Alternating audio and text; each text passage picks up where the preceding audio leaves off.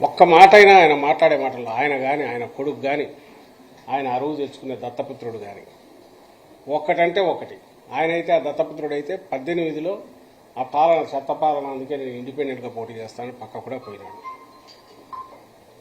వీళ్ళిద్దరూ తండ్రి కొడుకులైన ఇదిగో మేము 14-19 మధ్య ఇది చేశాం, మా పాలన జగన్మోహన్ రెడ్డి గారి కంటే ఇందులో బాగుంది, మాకు ఓట్లు వేయండి అని ఒక్కరోజన్నా అడుగుతున్నారా? నోరు తెరిస్తే తిట్లు బూతులు తప్ప. అసలు అది మామూలుగా అయితే కేవలం జగన్మోహన్ రెడ్డి గారు ప్రజాస్వామ్యం మీద అత్యంత గౌరవం ఉన్న వ్యక్తి కాబట్టి, ఆఖరకు అంతిమ నిర్ణేతలు ప్రజలే అని తెలిసిన వ్యక్తి కాబట్టి ఈ కారు కూతలన్నీ ఎందుకు పట్టించుకోవాలని వదిలేశాడు. కానీ నిజంగా వాళ్ళు అంటున్నట్టు జగన్మోహన్ రెడ్డి గారు ఒక నియంతనో ఇంకో రకమో ఇంకొక రాజ్యాంగమో వాళ్ళు అంటున్నట్టు రాజారెడ్డి గారి రాజ్యాంగం ఇట్లా పొద్దుపోని మాట్లాడిన అవన్నీ నిజమైతే వీళ్ళు ఇట్లా బరి తెగించి రోడ్డు ఎక్కి తిట్టుకుంటూ తిరగలిగే వాళ్ళ చంద్రబాబు కానీ ఆయన కొడుకు కానీ వాళ్ళ ముఠా ఎవరైతే ఉన్నారో వాళ్ళందరూ అవి తప్ప వేరే ఎందుకు మాట్లాడలేకపోతున్నారు? తిట్లు తప్ప. ఎక్కడైనా సహేతుకమైనవి కానీ లేదా ఒక ప్రాతిపదిక మీద కానీ వాళ్ళు ఏదైనా ఆరోపణలు కానీ విమర్శలు కానీ చేస్తున్నారా? ఒకటి లేదే. ఈరోజు పెట్టిన దాంట్లో కూడా జగన్మోహన్ రెడ్డి గారు ఎప్పుడెప్పుడో మాట్లాడినవన్నీ గుదిగుచ్చి దాంట్లో పెట్టారు. అందులో ఏది కాదని లేదు, కానీ ఫైనల్ మేనిఫెస్టోలో వచ్చాక ఏం చెప్పారు, అందులో మేమేమేమి అమలు చేశామనేది మేము చెప్పుకుంటున్నాం రోజు. అందులో ఏది కాదు నిజం కాదు చెప్పమనండి. మద్య నిషేధంకు సంబంధించి కూడా దశల వారీ అన్నాం. అది కూడా ఆ లక్ష్యం ఏదైతే ఒక డ్రీమ్ లాంటిది, అది ప్రాక్టికల్ ఇబ్బందులు ఉన్నందువల్ల వాల్యూమ్స్ తగ్గాయి, రెవెన్యూ తగ్గకుండా చూసుకున్నాం. ఎందుకంటే వెల్ఫేర్ వాటికి అన్నిటికి కావాలి కాబట్టి. ఇంతకుముందు ఉన్న బెల్ట్ షాపులు అసలు మొత్తానికే వెళ్ళిపోయాయి, ఉన్న దుకాణాలు షాపులు కూడా సగానికి సగం తగ్గిపోయాయి. ప్రభుత్వమే తీసుకోవడం ద్వారా రెవెన్యూకి ఎక్కడా గండి పడకుండా ఈరోజు ఒకప్పుడు 16,000 కోట్లు ఉండేది, ఈరోజు 25,000 కోట్లు పెరిగిందంటే ఇంకో పక్క వాల్యూమ్స్ తగ్గి అంటే కన్జంప్షన్ తగ్గి అది ఎట్లా సాధ్యమైందంటే వాట్ ఎవర్ రావాల్సింది గవర్నమెంట్కి వస్తుంది. ఇంతకుముందు సిండికేట్ల రూపంలో అడ్డంగా ఈ ఆదాయం అంతా వాళ్ళు దోచుకుంటున్నారని దాన్ని బట్టి అర్థమవుతుంది. ఇది ఇంతగా ఎలాబరేట్ చేసి ఎందుకు చెప్తున్నామంటే అదొక్కటే అనుకున్న పద్ధతిలో అనుకున్నంతగా చేయలేకపోయాం కాబట్టి మాకు మేము తగ్గించుకున్నాం, మార్కులు తగ్గించుకొని వేసాం. 99% ఈరోజు మేనిఫెస్టో పూర్తి చేశామని సగర్వంగా ఎందుకు చెప్పగలుగుతున్నామంటే మిగిలినవన్నీ ఏది కాలేదో చెప్పమనండి. అవేమీ చెప్పలేకపోగా ఈరోజు ఉన్నటువంటి సడన్గా చర్చకు రండి, ఇంకో దానికి రండి అంటే చర్చకు రావడానికి రెడీనే. కానీ ఎప్పుడు నువ్వు ఒక పద్ధతి ప్రకారము ఇదిగో ఇక్కడ ఉన్నాయి ముందు ప్రజలకు చెప్పు. 14-19 మధ్య నేను ఇవి చేశాను, ఇవి జగన్మోహన్ రెడ్డి గారు తీసేశాడు, లేదా ఈయన చేసినవి ఇది బాగాలేదు, నేను వీటిని తీసేసి ఇది పెడతాను లేకపోతే వీటికంటే మెరుగ్గా పెడతాను చెప్పు. అట్లా వదిలేసి నీకు నువ్వే నీ ఈనాడు నీ ఆంధ్రజ్యోతిలో రోజుకు 4 బ్యానర్ హెడ్డింగ్లు రాసుకొని నీ అంతటి నువ్వు అరాచక పాలనని ఐసోలేటెడ్ ఎక్కడో ఇన్సిడెంట్ సొసైటీలో జరిగే వాటి అన్నిటికీ రాజకీయ రంగం మొత్తం సిస్టంలో వ్యవస్థీకృతమైనట్టు రాసుకుంటూ వచ్చి నీకు నువ్వే తుమ్మి నీకు నువ్వే శ్రీరామ రక్ష అనుకొని నీకు నువ్వే 4 రోజులు అయిన తర్వాత అదే గోబల్స్ ప్రచారంలాగా చేసి ఇవన్నీ నిజాలు కాబట్టి వీటి మీద చర్చకు అంటే నువ్వు పగటి కళలు కానీ నువ్వు అధికారంలోకి వస్తున్నావు అనుకో, నువ్వు రాత్రిపూట కళలు కానీ అవన్నీ కూడా నిజం అనుకోని వాటి మీద చర్చకు రమ్మంటే ఎందుకు రావాలి, ఎందుకు వస్తావు, ఏం మాట్లాడతావు? జగన్మోహన్ రెడ్డి గారి పాలనకు సంబంధించి ఏమేమి ఉన్నాయో చెప్పు. పాలనలో మేము చెప్పుకున్న వాటిలో చెప్తున్న వాటిలో ఏం అబద్దాలో చెప్పు, విత్ ఫిగర్స్ చూపించు. అప్పుడు రా. అప్పుడు కూడా నీకు జగన్మోహన్ రెడ్డి గారు ఎందుకు, వేరే ఎవరైనా నాయకులు వస్తారు కూర్చుంటారు. ఎప్పుడు రా వస్తారంటే నువ్వు అనే దాంట్లో అసంబద్ధంగా లేకపోతే హేతుబద్ధంగా ఉంటే అప్పుడు ప్రజలే నువ్వు అన్న దాంట్లో అర్థం ఉంటే నిన్ను అభిమానిస్తారు, ఆదరిస్తారు. లేదనుకుంటే మళ్ళీ చీత్కరిస్తారు. అంతిమంగా నిర్ణయించేది ప్రజలు. అది కూడా దగ్గరలోనే ఉంది, 50 రోజులు. ఇదేం పెద్ద 2 ఏళ్ళు 3 ఏళ్ళు లేదు. దానికి ఇక్కడ పొద్దుపోని ఛాలెంజ్లు ఎందుకు, ఊసిపోక మీడియాలో స్పేస్ కోసం ఇది చేయడం ఎందుకు? మేమనేది అదే, ఫైనల్ స్టేజ్కి వచ్చాం. మేమేమేం చేశామో ఎప్పటికప్పుడు ప్రజలకు చెప్తున్నాం. మేము ఎట్లా ఎన్నికలకు సిద్ధం కావాలో మేము అవుతున్నాం. నువ్వు ఒక్కటంటే ఒక్కటే చేస్తున్నావు. అది అసలు ఎక్కడ మొదలు పెడుతున్నావో తెలియదు, ఎక్కడికి వెళ్తున్నావో తెలియదు. నీ అమరావతి రాజధాని ఎట్లయితే రోడ్లు ఒక దగ్గర మొదలై ఇంకో దగ్గర అయిపోతావు నువ్వు అంతే. ఓ రోజు ఇప్పుడు ఎన్ని 20-30 పేర్లు పెట్టుకొని బయలుదేరినట్టున్నాడు. శంకారావాలు, కథలరాలు, అంతకుముందు ఇంకా ఏంటేంటో. 4 రోజులు కొడుకు తిరుగుతాడు, 4 రోజులు ఈయన తిరుగుతాడు, ఇంకో 2 రోజులు ఆయన దత్తపుత్రుడు తిరగబోయి ఆయన మానేస్తాడు. ఏ సభలో ఎందుకో తెలియదు. అందులో ఎక్కడెక్కడ పట్టుకొచ్చి 2-3 వేలకు నుంచి ఉండట్లా. అక్కడ పోయే ఛాలెంజ్లు విసిరేది. మీకు మీరు పగటికెళ్ళాలి అనేది మీ వీపులు మీరు చచ్చుకుని మాట్లాడడం కౌంట్ డౌన్ అని ఇంత ఎందుకు? స్ట్రైట్ ఈ రోజు పెట్టుకోండి. రోజు ఏమేమి అనాలనుకుంటున్నారో ఖచ్చితంగా ఆరోపణలు ఇగో ఈ ప్రాతిపదిక మీద చేస్తున్నామనంటే రిప్లై ఇవ్వడం ఇస్తాడు ఖచ్చితంగా. ఇప్పుడు ఇవన్నీ కూడా అనవసరం. నిజంగానే కౌంట్ డౌన్ మొదలైంది 50 రోజులు. మేము అదే అనేది ప్రజలు నిర్ణయిస్తారుగా. ఈ రోజుకు మేము ఏమేం చేశాము, ఇవి చేశామని సగర్వంగా చెప్పుకోగలుగుతున్నాం. మా నాయకుడుగా అంత ధీమాతోనే మేము మంచి చేశామనుకుంటేనే మీరు ఓటు వేయండి, ఆశీస్సులు ఇవ్వండి అని ధీమాతో నిబ్బరంగా జనాన్ని అడగగలుగుతున్నారు. నువ్వు అలా అడగగలుగుతున్నావా? మేము పెట్టిన వాలంటీర్ల వ్యవస్థ ఓ బ్రహ్మాండమైన డెలివరీ సిస్టమ్ అని మేము చెప్పగలుగుతున్నాం.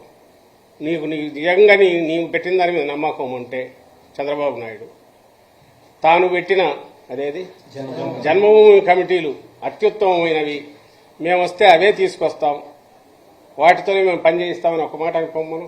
ఎందుకు ధైర్యం చాలట్లా? ఆ మాట ఎందుకు అనట్లా? అలాగే చంద్రన్న కానుకనే నేను ఇస్తాను అని ఎందుకనట్లా? ఇంకొకటేదో ఆ పేర్లు ఎందుకనట్లా? అవే బ్రహ్మాండమైనవి అని ఎందుకు చెప్పలేకపోతున్నాడు? నా ఆదరణ కింద కత్తెరలే ముఖ్య, అవే బ్రహ్మాండమైనవి, అవే ఇస్తాను ఎందుకు అనలేకపోతున్నాడు? మేము అనగలుగుతున్నాం. ఇగో ఇవన్నీ చేశాము, వీటి కంటిన్యూయేషన్ కావాలి, వీటి కంటిన్యూయేషన్ కావాలంటే మళ్ళీ మా పార్టీని ఎన్నుకొని మేము అనగలుగుతున్నాం. నువ్వు ఏమి చూసి నీకు ఓటేయాలనో ఒక్కసారి చెప్తే జనానికి కన్ఫ్యూజన్ పోతుంది. నచ్చితే నిన్ను ఆదరిస్తే నిజంగా ప్రజాస్వామ్యంలో అది కరెక్ట్ కూడా అవుతుంది. ఇట్లా ఊరికి పొద్దుపోని ఊసుకోక మాటలు, పొద్దుపోని సవాళ్ళు, తాటాకు చప్పుళ్ళు, వీటి వల్ల ఏం ఉపయోగం ఉంటుంది మేము చేసిన వాటి వల్ల? సిద్ధం సభలకు సంబంధించి బోటకపు మాటలు, అబద్ధ ప్రచారాలు తప్ప మరేమి చేయట్లేదని కూడా ఒక ఆరోపణ చేశారు.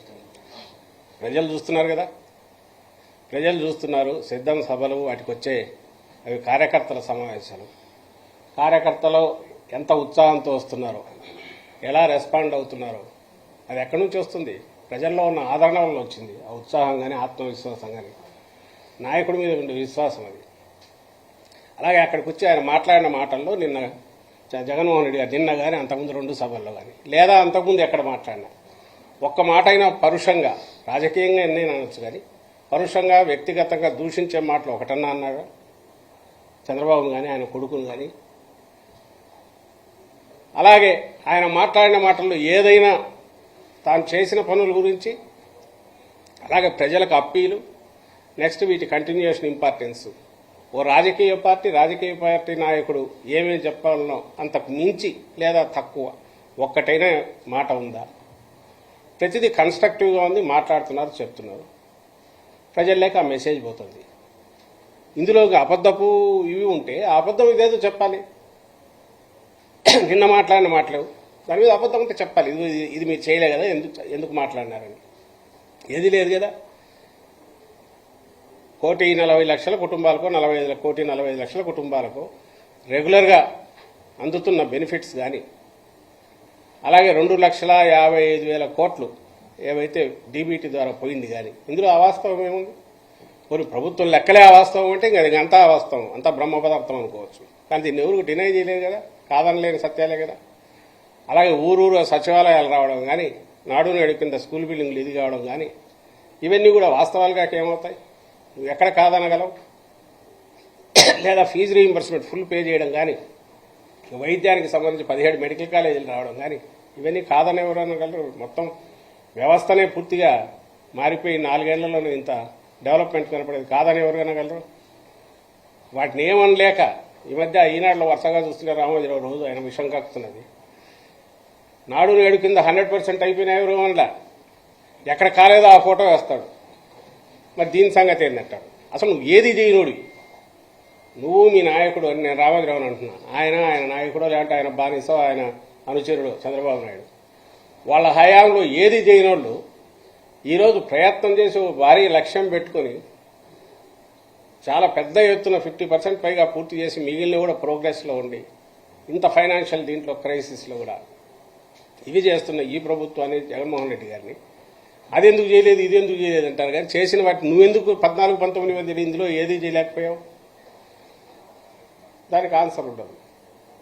సో ఇది కేవలం 1-2 మీడియా సంస్థలను నమ్ముకోను, లేకుంటే తన ఊదరగొట్టడంలో ఉన్న తన తన తన వాటి కాదు తన పరిపక్వతను లేదా తన మాస్టర్ క్రాఫ్ట్మెన్షిప్ను దాన్ని వాడుకొని చంద్రబాబు నాయుడు రోజు మాట్లాడిందే మాట్లాడుతున్నావు, లేకపోతే కొత్తది ఏదో ఒక కన్ఫ్యూజన్ క్రియేట్ చేయాలని ట్రై చేశారు. కాంగ్రెస్ ఎలక్షన్ల ముందు కూడా చేస్తున్నాడు. దానివల్ల ఉపయోగం ఉండదు, ఎందుకంటే కళ్ళ ముందు కనపడుతున్నాయి రిజల్ట్స్. ప్రజలు వాటిని ఎంజాయ్ చేస్తున్నారు. రాష్ట్రంలో 87% మంది ప్రజలు ఖచ్చితంగా డైరెక్ట్గా బెనిఫిట్ పొందారు. ఏదో ఒక రూపంలో ప్రభుత్వం నుంచి బెనిఫిట్ పొందారు. అందుకు కృతజ్ఞతలు చెప్తున్నారు, అందుకే బ్లెస్సింగ్స్ ఇస్తున్నారు. అవి కళ్ళ ముందు కనపడుతున్నాయి. దాంతో బెంబేరు ఎత్తిపోయి రోజుకు ఒక రకంగా ఆయన మాట్లాడుతున్నారు. రాజకీయాల్లో పొత్తులు అనేది సర్వసాధారణం. పొత్తులు పెట్టుకుంటే జగన్ కింద టీడీపీ. రాజకీయాల్లో పొత్తులు అనేది సర్వసాధారణం. మేము ఎవరితో పొత్తులు పెట్టుకుంటే జగన్ కింద టీడీపీ. నాకెందుకు? తను చెప్తున్నాడు కాబట్టి, మేమే పవర్లోకి వస్తున్నాము కాబట్టి, జగన్మోహన్ రెడ్డి గారు ఇంటికి వెళ్ళిపోతున్నారని అంటున్నాడు కాబట్టి, ప్రజలు ఆయనను చిత్కరిస్తున్నారు, పంపేస్తున్నారని అంటున్నాడు కాబట్టి, మరి అంత నీకు ధీమా ఉంటే నీకు పొత్తులు ఎందుకు అని అడుగుతున్నాం. మా అంతటా మేమన్నా ఆయన ఇష్టం ఎంతమంది కన్నా పెట్టుకోండి. కానీ అయిపోయింది, వెళ్ళిపోయాడు. ఇంతకుముందు ఆయన పవన్ కళ్యాణ్ అన్నారని ఎవరో అన్నారు, ఏది మాకు మేమే అధికారంలోకి వస్తున్నామని. అంత అధికారంలోకి వస్తామని ధీమా ఉన్నప్పుడు, ప్రజల్లో జగన్మోహన్ రెడ్డి గారి పట్ల ఇంత వ్యతిరేకత ఉందని ఆయన అనుకుంటున్నప్పుడు, ఇంక పొత్తులు ఎందుకు? నేరుగా తగలొచ్చుగా. ఆ సీట్ల దగ్గర అంత గందరగోళం ఎందుకు? తన తమ్ముళ్ళను అంత ఇది ఇబ్బంది పెట్టడం ఎందుకు? తను నమ్ముకున్న వాళ్ళను తనకు లేదు కాబట్టి, ఇంకో పక్క బింకాలు పలుకుతున్నాడు కాబట్టి, ఏదో ప్రగల్భాలు పలుకుతున్నాడు కాబట్టి ఆయన అడుగుతున్నాం, మరి నీకు అంత ఇది ఉంటే పొత్తులు ఎందుకు ఆయనకని అడుగుతున్నాం. అధికారంలోకి వస్తే జగన్ ఆస్తులు మొత్తం ప్రజలకు పంచి పెడతాం, నేను విశాఖ పర్యటనలో స్టేట్మెంట్. వాళ్ళు అధికారంలోకి రాని వాడు ఏమైనా మాట్లాడచ్చు. 14-19 మధ్య వాళ్ళే అధికారంలో ఉన్నారు. అంతకుముందు తప్పుడు కేసులు వాళ్ళే పెట్టించారు. ఈ అధికారంలోకి వస్తే అన్ని తీసుకొని పంచుతారు. ఈ పొద్దుగోని మాటలన్నీ ఎందుకు? ఇప్పుడు ఆయన ఆస్తులు ఎవరు ఇటు పంచలేరు. 2 ఎకరాలు 1/2 ఎకరా నుంచి అక్కడికి ఎదిగినాడు లక్షల కోట్లలోకి. అవన్నీ మేము పంచుతామంటే కూడా అంతే అసంబద్ధంగా ఉంటుంది. జగన్మోహన్ రెడ్డి గారు నేను వస్తే అవన్నీ పంచుతానంటే ఎప్పుడు అనలే జగన్మోహన్ రెడ్డి గారు. అవి ఎలాగో రామనే ధీమా, ఇంకోటి వచ్చినా ఏం చేయలేరు అనేది ఒకటి. అక్కడ ఏమున్నాయనేది అన్ని రికార్డెడ్గా ఉంటాయి. ఒకవేళ చంద్రబాబు నాయుడు ఉంటే వాళ్ళ పెట్టుంటాయో, జగన్మోహన్ రెడ్డి గారివి అట్లే ఉంటాయి, ఇంకొక నాయకుడివి అట్లే ఉంటాయి. అవి రికార్డెడ్గా ఏమున్నాయో అవన్నీ ఆస్తులు అవుతాయి. వాటిని ఒకటి ఇంకోటి లాగి పంచడం ఇంకోటి అనే అసలు ఆ ఊహనే ఎందుకు వస్తుందో వాళ్ళకి అర్థం కావట్లా. ఉంటే వాళ్ళకుంది ఇది నియంత లక్షణాలు, లేక లోపల ఆ కోరికలు, మేము వస్తే అది చేయాలి ఇది చేయాలి తాపత్రయం. అది ఏమీ చేయలేని వాళ్ళు, అసమర్థులు, మాట్లాడి నోటుకొచ్చేట్టు మాట్లాడే ఇవి తప్ప వాటికి ఆచారత్వం అంటారు దాన్ని. అంతకుమించి దానికి వాల్యూ కూడా లేదు. డేటా అప్లోడ్ అవ్వలేదు, దాదాపు 600 కోట్ల పైగా స్కామ్ జరిగిందని నారాయణ.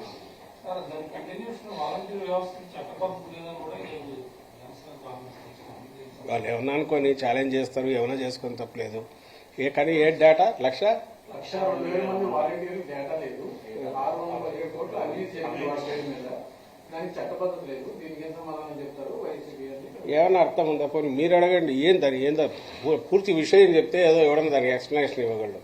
ఎక్కడ లేదు 670 కోట్లు ఎక్కడ అవినీతి జరిగింది? అదే ఇంతకుముందు ఒకసారి నాదెళ్ల మనోహర్ అనే వ్యక్తి చెప్పాడు, పెన్షన్లలో అవినీతి, పెన్షన్లు కిందికి పంపడం ద్వారా లేని పెన్షన్లకు ఇన్ని కోట్లు తినేశారని. అసలు సాధ్యమేనా? ఇప్పుడు 3,000 అయింది, అంతకుముందు 2,700 అయ్యి 3,000 పెన్షన్ ఇంటింటికి పంపించి క్యాష్ వసూలు చేసుకుని వెనక్కి తీసుకోగలరా? గవర్నమెంట్ అట్లా చేయగలదా? ఒకవేళ అట్లా చేయగలిగితే 14 ఏళ్ళు ఆయన అదే చేసినాడా? అంతకుముందు ఉన్న ప్రభుత్వాలు, ఇప్పుడు కేంద్రంలో ఉన్న ఆ ప్రభుత్వము లేదా మిగిలిన రాష్ట్ర ప్రభుత్వాలు అదే చేస్తున్నాయా? ఏ ప్రభుత్వం అయినా చేయగలదా? ఇవన్నీ ఎవరికి ఇది చేయాలని? కేవలం మీడియా ఉంది చేతిలో, ఆ పచ్చ మీడియా ఒకటి ఉంది. వీళ్ళు ఏం కూస్తే అది రాస్తారు, లేకుంటే అది వేస్తారు. అవన్నీ పట్టుకొచ్చేసి జనం కన్ఫ్యూజ్ కావడం వాళ్ళ ఆశ. కానీ జనం చూడరా, వాళ్ళకి ఆ మాత్రం తెలియదా? వీళ్ళ ఇంగితం లేని మాటలో వాళ్ళకు లోపల ఉండే ఇదంతా బయటకు ఎక్కడం. ఏవైతే చంద్రబాబు నాయుడు లక్షణాలన్నీ ఉన్నాయో అవన్నీ జగన్మోహన్ రెడ్డి గారికి ఆపాదించాలని చూస్తున్నారు. అవన్నీ ఆపాదించేటట్టు చూసుకుని రాయడము. దానికి మొన్నెప్పుడో నాకు నవ్వు వచ్చింది లోకేష్ అతను మాట్లాడుతుంటే. ఎప్పుడో రాజశేఖర రెడ్డి గారు 99 తర్వాతనో అపోజిషన్లో ఉన్నప్పుడు చంద్రబాబు నాయుడుకు శాపం ఉంది, ఆ, ఒక్క నిజం చెప్పినా ఆయన తల 1000 ముక్కలు అవుతుంది, ముందు శాపం ఉంది. లోకేష్ ఆ మాట జగన్మోహన్ రెడ్డి గారి గురించి అంటున్నాడు. బహుశా అప్పుడు పిల్లోడు కాబట్టి ఏం తనకేం గుర్తున్నట్ల, మన ఆయన గురించి అప్పుడు రాజశేఖర రెడ్డి గారు అన్నారని గుర్తున్నట్ల. ఆ మాట జగన్మోహన్ రెడ్డి గారి గురించి చెప్పారు. ప్రపంచం అంతా తెలుసు అబద్ధం నిజం చెప్తే తల చెక్కలవుతుంది. చిన్న పిల్లోడిని అడిగినా స్టేట్లో మనం క్వశ్చన్స్లో ఎక్కడన్నా అడిగితే ఎవరంటే చంద్రబాబు నాయుడు అంటారు. అంతగా అందరికీ తెలిసిన వ్యక్తి చంద్రబాబు నాయుడు. ఆయన కొడుకు వచ్చి జగన్మోహన్ రెడ్డి గారి గురించి అలాంటి ఇది చెప్పాలనే ప్రయత్నం చేస్తే ఇప్పుడు అర్థమవుతుంది. ప్రతిదీ మీరు ఏదన్నా చూడండి, వాళ్ళు చేసినవన్నీ మాకు ఆపాదించాలని. ఓట్ల గురించి ఈరోజు ఒకటోటి కెలికితే కుప్పంలో సుమారుగా లాగినాం, అవన్నీ దొంగ ఓట్లన్నీ ఉండేది వాళ్ళు. కానీ రోజు బ్యానర్ హెడ్డింగ్లు వచ్చి ఓట్లు తీస్తే మా ఓట్లన్నీ తీసేస్తున్నారు అని వాళ్ళే రాస్తారు.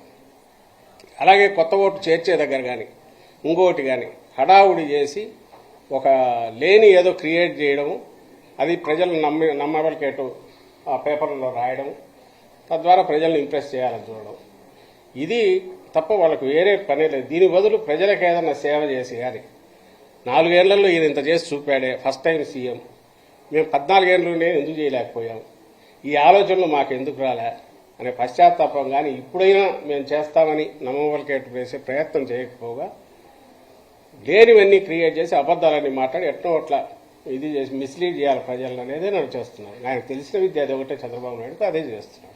అంతనే పవన్ కళ్యాణ్ అడిగే ప్రశ్నలకు సమాధానం చెప్పలేక ఆయన పైన క్రిమినల్ కేసు పెట్టింది ప్రభుత్వం. చంద్రబాబు గారిని వాళ్ళు జనసేన మాట ఆరోపిస్తున్నారు.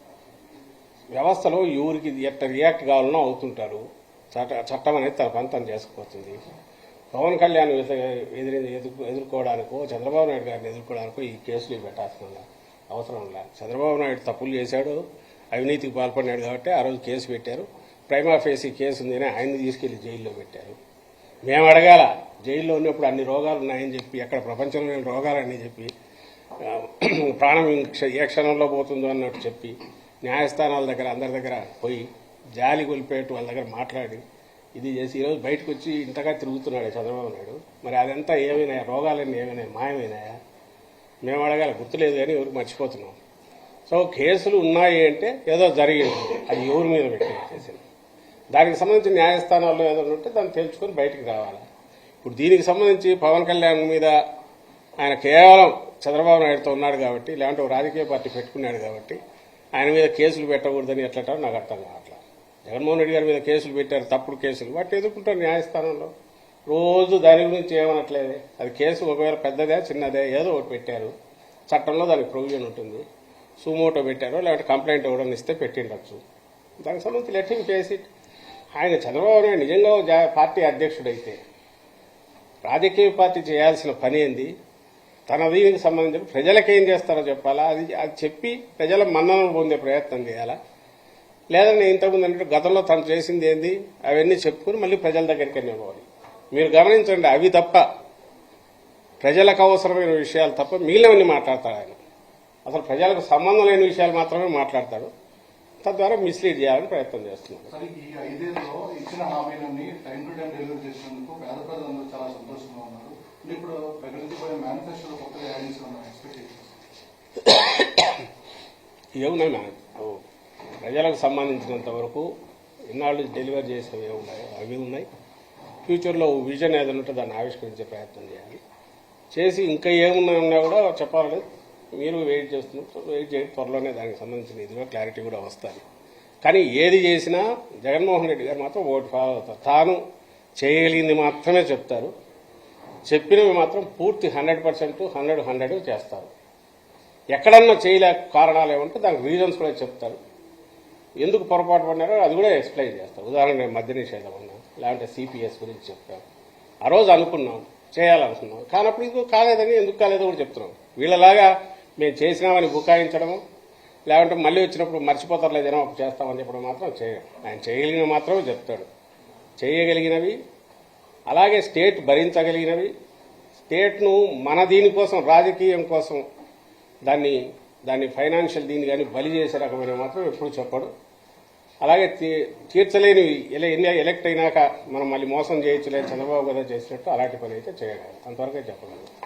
అది కామన్ క్యాపిటల్ కి సంబంధించి ఏమన్నా డిసిషన్ హైదరాబాద్ అని చర్చ జరిగింది, వైసీపీలు మాట్లాడారు, దాని మీద ఏమన్నా ఏముంది అయిపోయింది కదా, ఎవరున్నారు? సుబ్బారెడ్డి గారు ఒక కాంటెక్స్లో ఆయన ఏదో అన్నట్టున్నారు. జనరల్గా ఆస్తులు ఇంకా తేలాల్సినవి ఉన్నాయి, అక్కడ నుంచి మనకు రావాల్సినవి ఉన్నాయి మన ఉద్దేశంతో అన్నట్టున్నారు. కానీ దాని గురించి పార్టీ పరంగా అయితే ఎలాంటి ఇది లేదు. అది అయిపోయింది, అది history. As of now that's history. But at the same time Telangana నుంచి మనకు రావాల్సినవన్నీ మనం రాబట్టుకోవడం ఎట్లా చూడాలి, సెంటర్ కూడా వీలైన త్వరగా ఇప్పించేది చేయాలి, ఆ ప్రెజర్ పెట్టాలా, అదైతే జరగాల్సిందైతే ఉంది.